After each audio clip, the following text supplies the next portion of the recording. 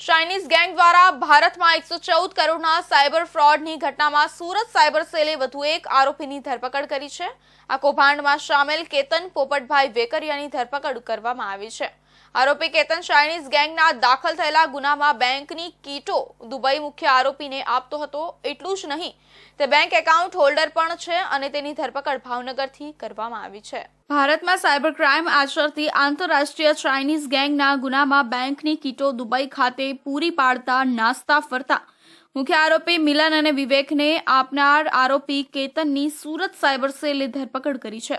આ કૌભાંડમાં છેલ્લા 1 વર્ષથી ગુનો દાખલ થયો છે। ત્યાં સુધી અલગ અલગ એકાઉન્ટ ધારકોને લોભ લાલચ જ આપી છેતરપિંડીથી અલગ અલગ બેંકમાં જણાવ્યા મુજબ મોટા પ્રમાણમાં બેંક એકાઉન્ટ ખોલાવી એકાઉન્ટ ધારકો પાસેથી નવા બેંક એકાઉન્ટ કીટ તથા એકાઉન્ટમાં રજીસ્ટર્ડ કરાવેલા મોબાઈલ નંબરના સિમ કાર્ડ મેળવી દુબઈ કેતન મોકલતો હતો।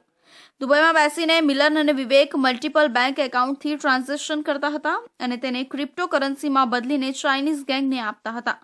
દેશના જરૂરિયાતમંદ લોકો પાસેથી જે પણ બેંક એકાઉન્ટ ખોલાવતા હતા તેને ઇન્ટરનેટ બેન્કિંગ માટે યુઝર નેમ અને પાસવર્ડ બનાવી ખોટી કિંમતી જામીનગીરીઓ ઊભી કરી ખોટા ઇલેક્ટ્રોનિક ફૂટ લેખનવાલા દસ્તાવેજો ઊભા કરી તે દુબઈ ખાતે મોકલવામાં આવતા હતા, જેના આધારે કમ્પ્યુટરમાં ઇન્ટરનેટ બેન્કિંગમાં લોગિન કરી કેનેરા બેંકના કુલ 261 એકાઉન્ટમાં સાયબર ફ્રોડના 77 કરોડ 55 લાખ 29,020 વ્યવહારો કરાવી તે બેંક એકાઉન્ટમાંથી અલગ અલગ બેંક એકાઉન્ટમાં ટ્રાન્સફર કરી તથા એટીએમ કાર્ડ દ્વારા વિડ્રો કરી દેતા હતા।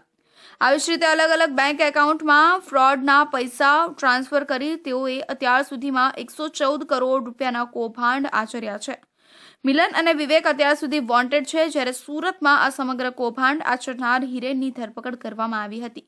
ત્યારબાદ હવે કેતન વેકરિયાની ધરપકડ કરવામાં આવી છે। કેતન ગુનાહિત ઇતિહાસ ધરાવે છે। તેની ઉપર વર્ષ 2022માં ક્રાઇમ બ્રાન્ચ, વર્ષ 2024માં સાયબર ફ્રોડના 3 ગુના નોંધાઈ ચૂક્યા છે। એની ધરપકડ ભાવનગરથી કરવામાં આવી છે। સાયબર ક્રાઇમ સેલ સુરત દ્વારા ગઈ 22/10/2024ના રોજ એક મોટા વરાછામાં સ્વાધ્યાય કોમ્પ્લેક્સમાં લજામણી ચોકડી પાસે એક રેડ કરવામાં આવી હતી અને જ્યાંથી 3 આરોપીને પકડવામાં આવ્યા હતા અને જ્યારે આ રેડ કરવામાં આવી હતી ત્યારે એમની પાસેથી 261 એકાઉન્ટ લાઈવ મળ્યા હતા, જેનો ઓનલાઈન ટ્રેડિંગ ટ્રાન્ઝેક્શન થતા હતા।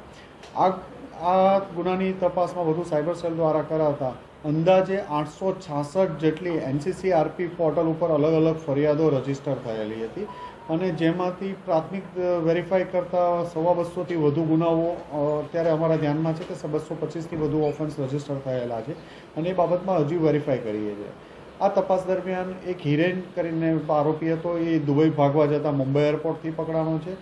આ કૌભાંડમાં કેતન વેકરિયા દુબઈ ખાતે રહેતા મુખ્ય આરોપી મિલન દર્શીના કહેવા મુજબ અલગ અલગ એકાઉન્ટ હોલ્ડરને તેના દલાલો મારફતે લોભાવનારી વાતો કરી 10,000થી લઈ 15,000 રૂપિયા સુધી કમિશન આપી તેઓ પાસે અલગ અલગ બેંકો, જેમાં ખાસ કરીને Canara bank, UCO bank, Jammu and Kashmir bank, Indian bank, Punjab bank, IDFC બેંકમાં સેવિંગ એકાઉન્ટ ખોલાવી ભાડેથી એકાઉન્ટ વાપરવા માટે એકાઉન્ટ કીટો મેળવી અગાઉ ધરપકડ કરવામાં આવેલા આરોપી જલ્પેશ મારફતે સુરત ઓફિસ રાખીને એકાઉન્ટ એક્ટિવ કરાવવા માટેનું કામ કરતો હતો, જેમાં અન્ય એક આરોપી જલ્પેશ નાડિયાદરા સામેલ છે।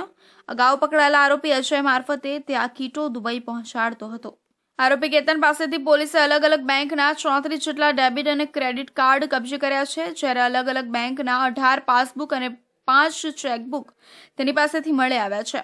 અગાઉ આ મામલે સુરત સાયબર સેલે અજય ઇટાલિયા, જલ્પેશ નડિયાદરા, વિશાલ ઠુમ્મર, હિરેન બરવાળિયા સહિત બ્રિજેશ ઇટાલિયાની ધરપકડ કરવામાં આવી હતી, જ્યારે આ સમગ્ર મામલે મિલન અને વિવેક દુબઈમાં હોવાના કારણે વોન્ટેડ છે।